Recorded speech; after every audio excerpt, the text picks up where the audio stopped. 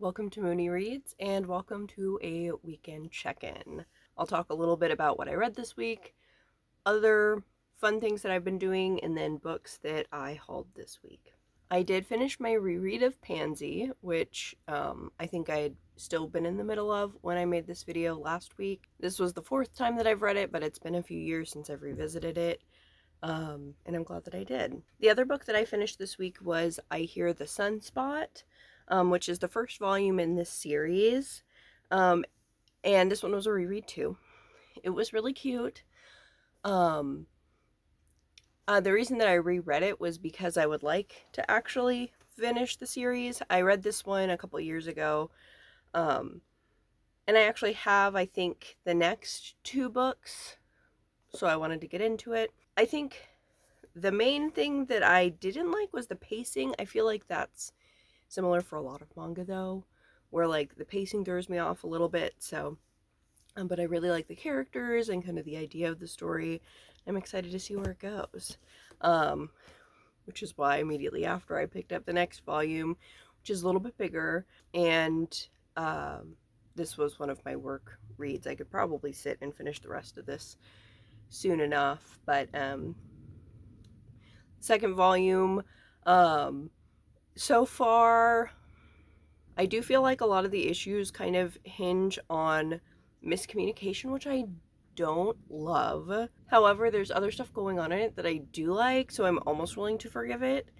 So I'm gonna see how it goes before casting a whole lot of judgment on it. And then the other thing that I really started was a zine, Queer Masculinity zine, put out by Queer Antics Press. And this is an anthology that has works by a bunch of different people talking about their experience with queer masculinity and their identity. So a lot of this is like butch adjacent or trans mask, that sort of thing.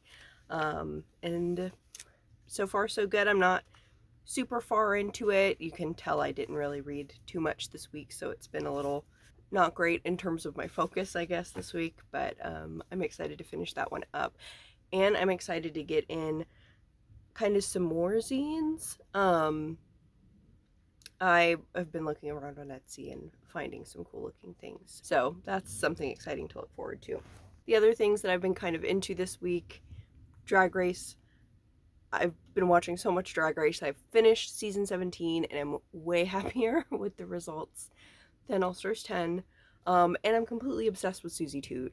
And so that's been taking up a lot of my brain space. I've also been continuing on the same crochet project, but kind of getting somewhere. It's a scarf, so while this looks really small, at least to me, I try to remind myself that it is actually kind of long, so I'm further along on it than I think. And then the other big thing, I guess I reorganized the shelves behind me. I actually got another shelf. The thing that was here before was not really didn't really have as much space, so I'm reorganized and it looks cute, and I can have more books displayed in a way that I can see them, plus my tarot cards and stuff, so that's exciting. So finally, I'm going to talk about the books that I hauled this week, starting with library books. I got in some holds. I've been thinking a lot about manga, so they're all manga. I got the first 3 volumes of Crossplay Love, which I haven't heard the most about. I mostly got it because I was looking up information about another book that has a similar concept. And one of the reviewers said that it was almost like a little bit too straight and they were expecting something a little bit more like Crossplay Love. So I picked up Crossplay Love instead. And then I got volumes 2 and 3 of Sasaki and Miyano. I have to wait on the first one to come in before I can start it, but this is one that an old co-worker of mine had recommended forever ago, and now seemed like a good time to put a hold on them at the library, so we'll see how that goes. And then the final little bit of book haul that I have is also from the library, but it's from a library sale. So these were all like $1.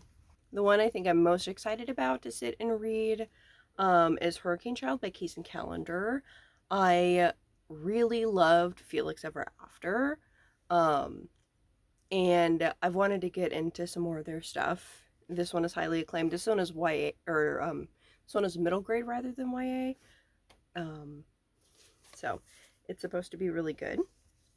I also got this kind of neat vintagey looking copy of Modern Man in Search of a Soul by Jung. I have one of his other books, and I feel like I've only read bits here and there, so I have no idea when I'm going to sit and actually read this, but it seems like a good thing to have. I got a book about mindfulness. I recognize the author as someone who writes a lot on it. No idea if it's good or not, but it was $1. So who's going to say no to that? And then I have Tim Gunn, A Guide to Quality, Taste, and Style. No idea if or when I'm going to read this from cover to cover, but I just needed it, you know? I've been watching a lot of Drag Race, but another bit of reality TV that I've also been working through is Project Runway, so I needed the Tim Gunn book, if nothing else, to display. And then finally, I have this Dinosaur book from 1992 was its original publication. You can kind of see the drawings, and a lot has kind of changed in terms of what they know about the dinosaurs. So I thought this would be fun to look at, especially because I'm in the middle of reading through a really updated kind of book that's similar to this, that except it's focused on kind of a few specific critters. But I thought this would be fun to have and look through, especially with the art. That's just neat. So that's my week. Let me know in the comments what you've been reading or enjoying this week, and thank you so much for watching. Bye.